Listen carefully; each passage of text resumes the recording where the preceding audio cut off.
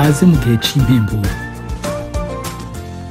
Bakunzi mwama mutukurikira mu kiganiro igihe c'impemburo, ndabaramukije amahoro ya Kristo. Ijambo dusangiye mu gitabo ca Zaburi ya 40, turayisoma yose, Zaburi yose kuva ku murongo wa mbere gushika kwa 17.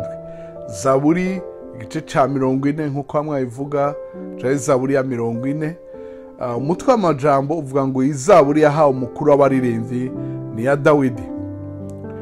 Narorereye Uhoraho nihanganye, antegera ugutwi, yumva gutakamba kwanje, kandi ankura mu rwobo rw'amahonero no mwishayo y'ivyondo, ashira ibirenge vyanje ku rutare, ashigikira intambuko zanje, kandi yashize indirimbo nsha mu kanwa kanje, niyo shimwe ry'Imana yacu.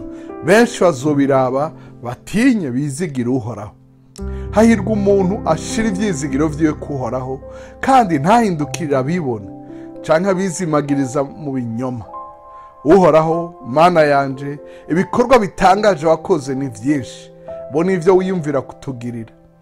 Ntawogereranwa nawe, nogomba kubidonda no kubivuga birenze uko vyoharugwa.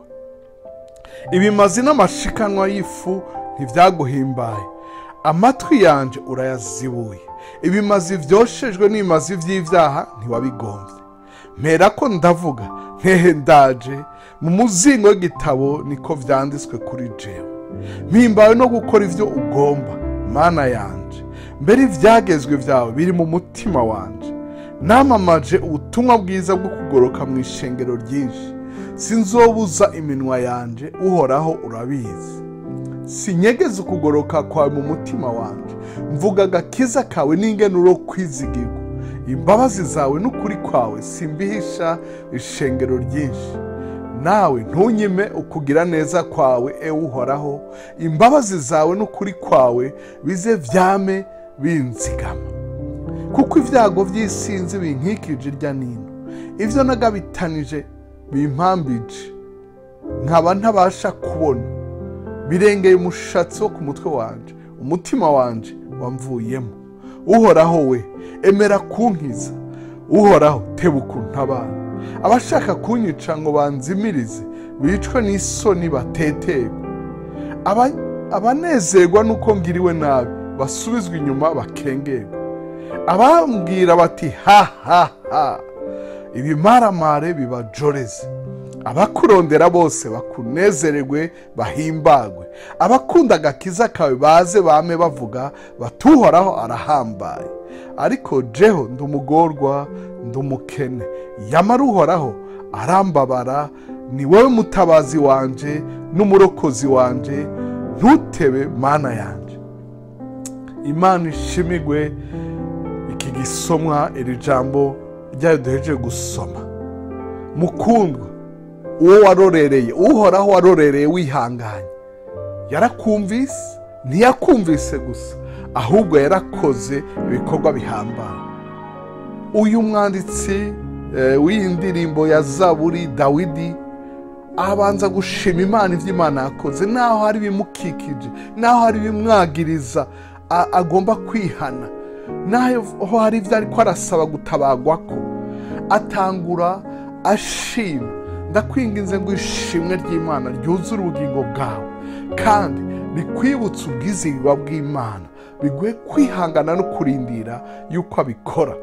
Maze nawe uzuheze uvuga nk'uyu nyene ngo naho ndumukene, naho hari ivyo nkene, naho hari ivyo bingoye, yamara Uhoraho arambabara. Ni wewe mutabazi wanje n'umurokozi wanje, ntutebe Imana yanje.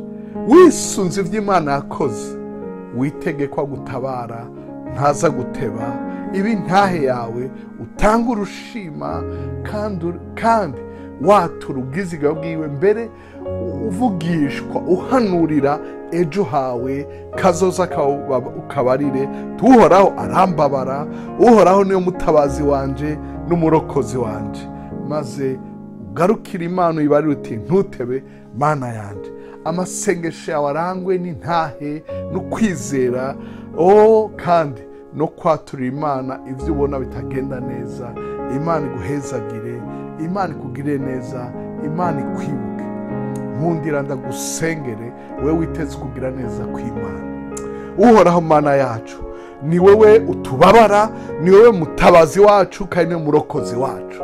Ndakweretse uyu muvukanye ariko aranyumviriza, ndakweretse uyu atarakizwa agomba yihane ivyaha kuko abona bimugosa ari vyinshi, umubabarire. Kandi ndakweretse n'uyu yakwizeye yiteze kugira neza kwawe, ngo umutabare, azavuga ati uhoraho niyo mutabazi wanje. Urakoze kuza gukoresha n'ivyo ukoresha Mana, umurinde kwibagira ivyo wamukoreye n'ivyo ugira ukore, kuko ni vyinshi, ni vyinshi, ni vyinshi. Urakoze Mana ko abaye umwizigirwa, urakoze kusubira kumubera umwizigirwa, kandi na jewe umbera umwizigirwa. Icubahiro kibe cawe, amahoro n'umunezero bidudubize muri twebwe, intahe zitembe ku minwa yacu, tuva mu bwiza tuja mu bundi kubw'icubahiro cawe. Mana, urakoze ko wumvise ugusenga kwacu, tubisenze mu izina rya Yesu Kristo umwami n'umukiza wacu, amen kandi amen. Mukundwa, urakoze kudutega yombi no gusangiza abandi aya mazaburi, kuko ijambo ry'Imana riravuga ngo mubwirane amazaburi. Muri iki gihe abantu bihebuye, muri iki gihe abantu baba bafise ubwoba, mubwirane amazaburi. Ni ibwirizwa ry'Imana, ni ijambo ry'Imana. Amazaburi araduza, amazaburi arafasha.